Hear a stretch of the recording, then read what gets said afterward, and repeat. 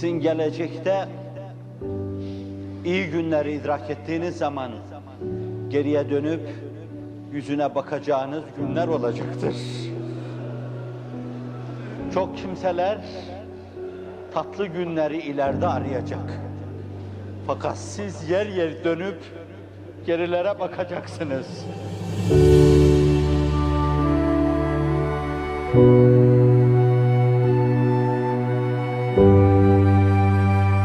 Ve bir gün sahabinin dediği gibi, hey gidi günler diyeceksiniz.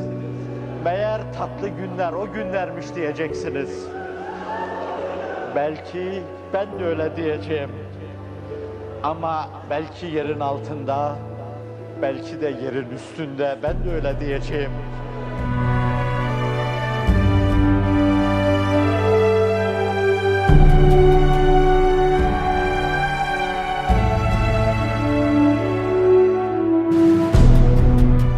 Alınlarında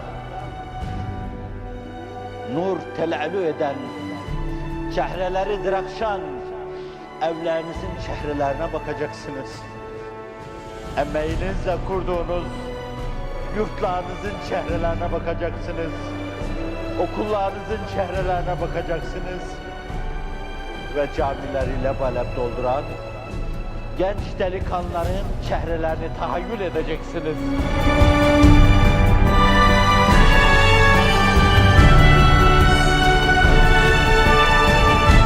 Bugün belki bugünden hicranlı günler, belki hasretli günler ama bir gün gelecek, özlenen günler olacak.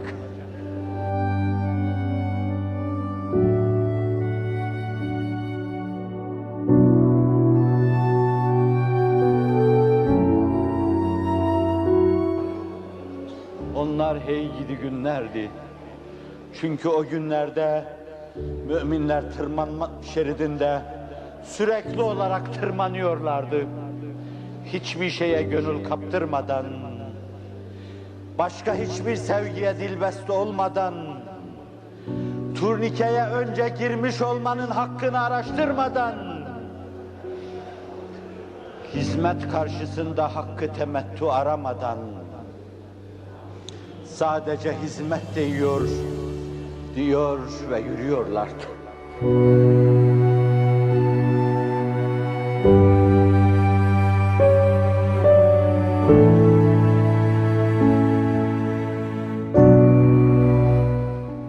Hey gidi günler, hey gidi günler diyorlardı. O çile günlerine, o ızdırap günlerine, çünkü o günlerin içinde Allah'ın hoşnutluğundan başka mülahaza yoktu.